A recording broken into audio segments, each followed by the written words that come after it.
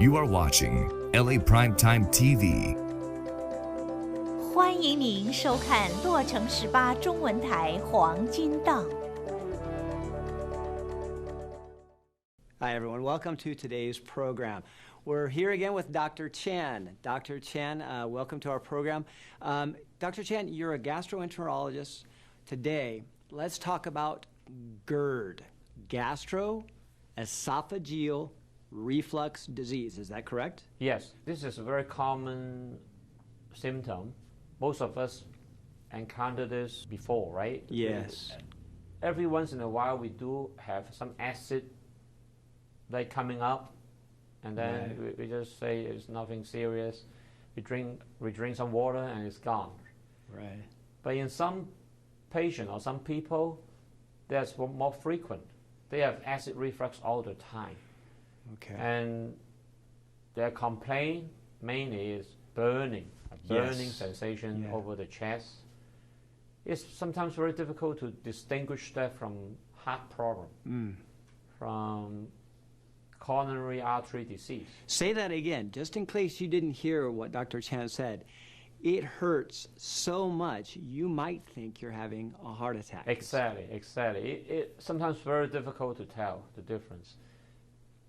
And you may think that this is a reflux. It turns out to be a heart problem. Or the reverse. You think there's a heart problem, but it turns out your heart is excellent, and you do have some acid reflux causing your symptoms. Okay. So it's common for people to have acid. It is a burning sensation.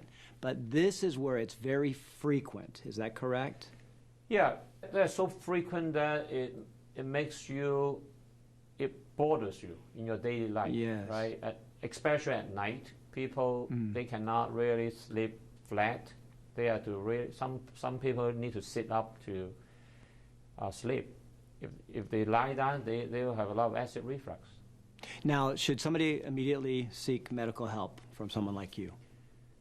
If the symptoms bother them so much, I think it's probably time for them to see a gastroenterologist, or at least see the family doctor to seek the advice.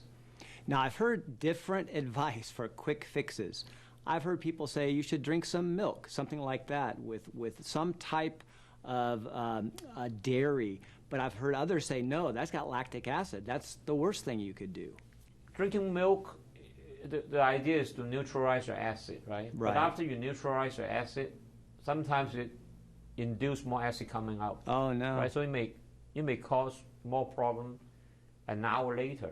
Oh, no. So there's good medication for acid. We call that proton pump inhibitor, H2 blockers. All those are very effective to decrease the acid. And that's the most common medication we give to patients with mild to moderate reflux disease. If you have a habit of eating a lot of spicy food, drinking a lot of wine or alcohol, you should stop drinking alcohol. You should stop taking the spicy food. If you are taking Santac, you should tell your doctor you should stop taking the Santac. There's some contaminant inside the Santac. The symptoms that you'll know you're dealing with actual esophageal reflux disorder or disease. Is it going to be so severe that you really can't work, sleep, go to school? Yeah, it could be very severe. To the point that people can see that from your face. If that attack hits you real hard, you just have to throw your arm over your chest. It's very bad. It sometimes could be very bad. Moreover, if you have reflux for a prolonged period, that could induce changes in the esophagus. We call metaplasia. There's changes in the cells in your lower esophagus. We call Barrett's esophagus. And then sometimes you get more severe changes. We call severe dysplasia. And then to the point that it could become cancer.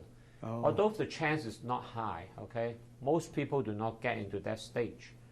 maybe 3% going to become Barrett's That's esophagus. serious, okay. And then even Barrett's esophagus is only a small percentage that could become cancer. So overall, the number of patients that will have cancer because of reflux is very, very small. I think most of the time is because of the pain, the heartburn, that we need to deal with it so people feel better. The quality of life is much better with treatment. Well, as far as causes, is it really diet-based, or is it the wives' tale, of course, is stress from work? What would you say? There's a sphincter, there's a muscle ring between the esophagus and the stomach. That muscle ring become weaker and weaker as we age. So if you have more fat in your tummy, you increase the pressure on your stomach, and when your sphincter is also weak, you increase the acid reflux. Okay, Yeah. even I can understand that. Okay. So that's the main cause for acid reflux. There's other aggravating factor. If you eat a lot of fat, eat a lot of spicy food, drink alcohol, that could aggravate the reflux. Okay. Because it increase your acid and decrease the tone in your muscle sphincter between the esophagus and the stomach. What would you suggest to our viewers that either for themselves or for someone they're caring for ER? If your parents or grandparents complain of reflux, there's a symptoms that could be alleviated or cured by simple medications most of the time. If the symptoms get to the point that the heartburn is so bad, or people have swallowing problem when they eat something, the food did not pass down, I think it's even more important for them to seek help, for the doctor to do an upper endoscopy to check out the esophagus. Well, thank you very much, Dr. Chan. Thank you. We'll have you back on our show again. We've got many more topics to cover. We'll see you next time. Thank you very much. Thank you. Thank you.